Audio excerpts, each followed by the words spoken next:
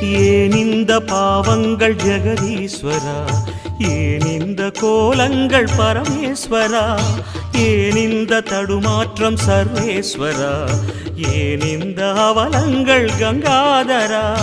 மூன்றாவதாம் உன் கண்ணையே நீர் திறப்பீர் உலகுயவே.